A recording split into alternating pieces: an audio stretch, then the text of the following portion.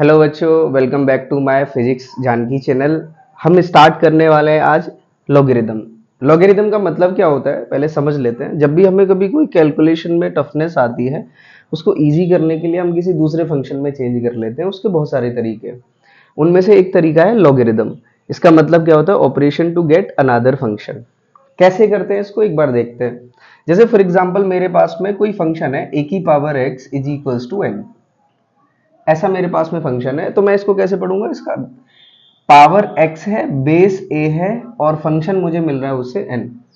अगर मैं इस फंक्शन n का लॉग लेने जाता हूं तो लॉग लेते ही ये लॉग n तो मैं ले लूंगा, लेकिन अब जो मैंने लॉग लिया है तो पहले जो बेस a इस पावर का था वो इस लॉग का बेस बन जाएगा, लॉग बेस a बन जाएगा।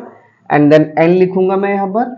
लिखने के बाद में ये जो वैल्यू बन जाएगी अब x बन जाएगी। तो इजीली मैं x की पावर, x की वैल्यू यहां पर फाइंड कर सकता हूं। लॉग की टेबल वगैरह हमारे पास में होती है, तो वहां से ये वैल्यूज इजीली फाइंड की जा सकती है। जैसे फॉर एग्जांपल यहां पर लेकिन कुछ कंडीशन रहेंगी कि a जो होना चाहिए वो ग्रेटर देन 0 रहना चाहिए, a does not equal to 1 रहना चाहिए और n जो है वो ग्रेटर देन 0 होना चाहिए। ये कंडीशंस यहाँ पे अप्लाइड रहेंगी लॉग लेते समय। फॉर एग्जाम्पल अगर मैं ऐसे कहने लग जाऊं 10 raise to the power 3 is equal to 1000 होता है, ऐसा मैंने बोला, तो मैं क्या करता हूं कि लॉग 1000 लेने लग जाऊं। लॉग 1000 अगर मैं लूंगा यहां पर, और इसका बेस आएगा फिर 10, क्योंकि जो पहले पावर का बेस था तो अब लॉग का बेस बनेगा और वैल्यू आएगी इसकी 3। इस तरह से एक और एग्जांपल अगर मैं साइड में लेता हूं, यहां पर देखना सब लोग कि 3 raise to the power 4 is equal to आएगा बेटा 81। तो अगर मैं log ऑफ 81 लेने लग जाता हूं, log ऑफ 81 जिसका बेस रहेगा 3, तो इसकी वैल्यू आने वाली है 4। हम बताएंगे भी कि ये वैल्यूज किस तरह से बन रही है, किस तरह से ये वैल्यूज बन जाती है।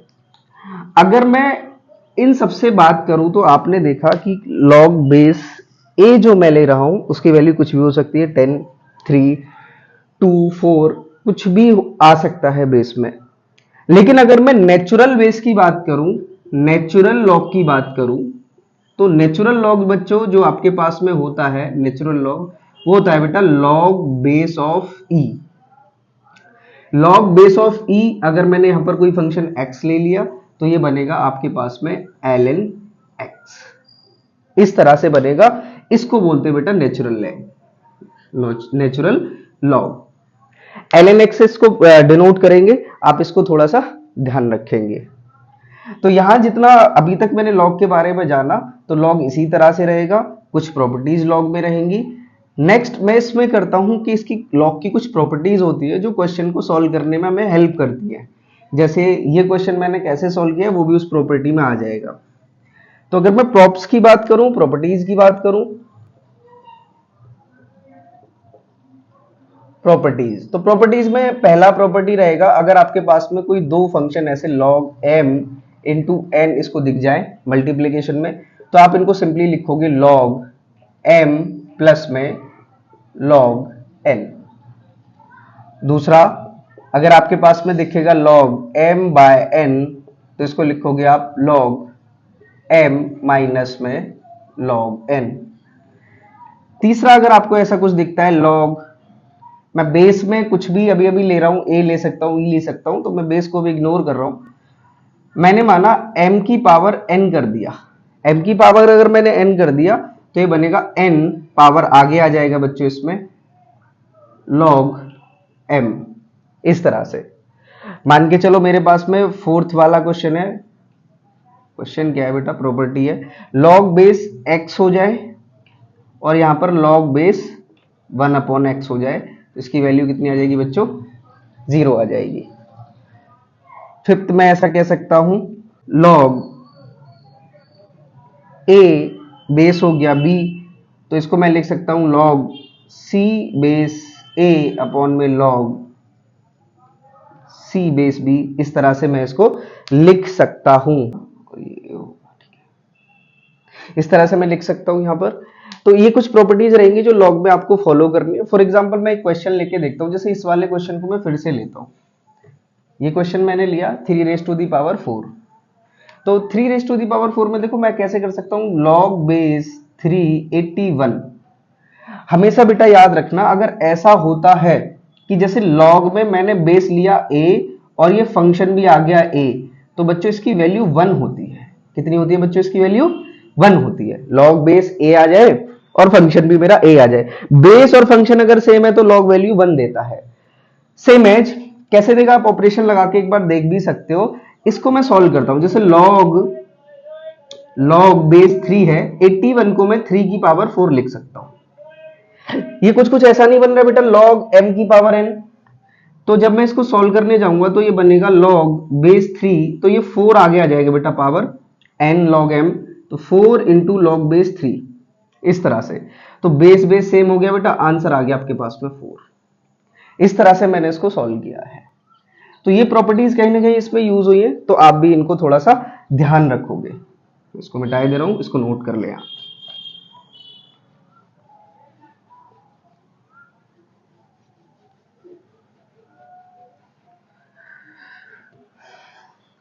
नेक्स्ट है मेरे पास में, अगर बच्चों दो तरीके से होता है कि अगर मैं बेस में जो मैथमेटिक्स में या फिर अदर फिजिक्स में या केमिस्ट्री में हम यूज करते हैं, लॉग के दो बेस ज्यादा यूज होते हैं। एक बेस लॉग ई और एक होता है लॉग बेस 10। इनमें क्या रिलेशन है? इनमें एक ही सिंपल सा रिलेशन है। अगर आपको लॉग बेस ई एक्स दिख रहा है और आपको इक्वेट करना है, तो केवल इस पक्ष में, इस साइड में 2.303 से मल्टीप्लाई कर दो। तो हमेशा याद रखना आगे से भी ln x जो होगा वो 2.303 लॉग बेस 10 x के बराबर होता है। ये आप याद रखेंगे कन्वर्जन के टाइम पर। फॉर एग्जाम्पल अगर यहां तक अगर कंप्लीट करने के बाद में बात करूं, जैसे for example ln x is equal to y आ गया मेरे पास में। अब मुझे ln x का मतलब लॉग बेस ही है, जो नेचुरल लॉग हम बोलते हैं। अब लॉग को मुझे एक साइड से दूसरे साइड में ले जाना है, जैसे हम नॉर्मल मल्टीप्लिकेशन में या ऑपरेशंस में ले जाते हैं। तो जब मैं इस साइड में बेटा इसको ले जाऊंगा, तो हमेशा ही याद रखोगे बच्चों कि ये जो ln है, जो लॉग है बेटा, वो e की पावर में कन्वर्ट हो जाता है। ये ln जाते ही इधर e की पावर में कन्वर्ट हो जाता है। जैसे मैं बात करने लग जाऊं log 2 की वैल्यू या log बेस e 2 की वैल्यू, कुछ भी मैं मान लेता हूं, या फिर मैं यहां पर कुछ और फंक्शन ले लेता हूं। मान लिया मैंने y ले लिया और ये x के बराबर है। तो जब ये log इधर उठ के जाएगा ना बेटा, तो इसको x को e की पावर में ले जाएगा, y is equal to e की पावर x। ये आपके पास में रहेगा बेटा। नेक्स्ट अगर मैं log के ग्राफ्स की बात करूं, यहां तक कंप्लीट करने के बाद में log के दो टाइप के बच्चों ग्राफ बनेंगे। अगर मैं ग्राफ की बात करता हूं तो log के बेटा दो टाइप के ग्राफ बनेंगे।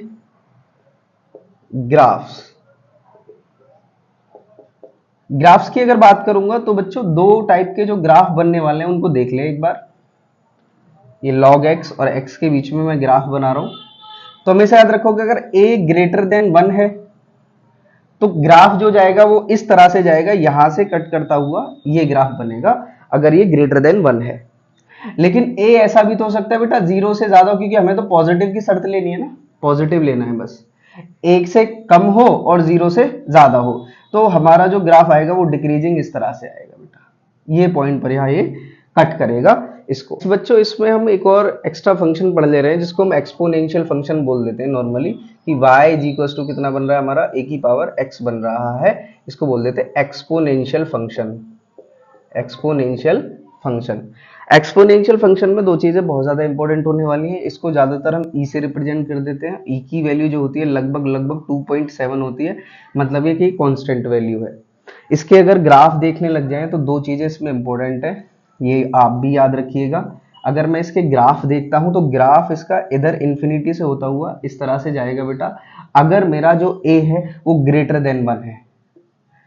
और ये जो कट पॉइंट बनेगा वो 0,1 बनेगा।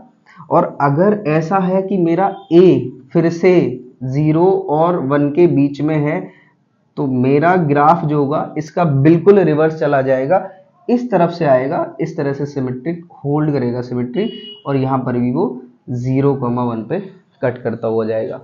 तो एक्सपोनेंशियल फंक्शन में भी आप ये सब चीजें नोट करके रखेंगे। कुछ कुछ चीजें जो एक्सपोनेंशियल फंक्शन में मैं बता दे रहा हूँ, जैसे e की पावर 0 है तो e की पावर 0 का वैल्यू कितना रहेगा अपने पास में 1, क्योंकि कोई भी फंक्शन 0 हो जाता है तो 1 हो जाता है। नेक्स्ट e की पावर अगर मैं इन्फिनिटी करने लग जाता हूँ तो ये इन्फिनिटी आता है। e की पावर 1 अपॉन इन्फिनिटी करने लग जाता हूँ तो पता है आपको ये वैल्यू बहुत ज्यादा इन्फिनिटी के ही बराबर होगी, 1 अपॉन इन्फिनिटी 0 ही हो जाएगा। इस तरह से कुछ कुछ वैल्यूज आपको पता होनी चाहिए जो कांस्टेंट फंक्शन में रहेंगी। It is all about the logarithmic function.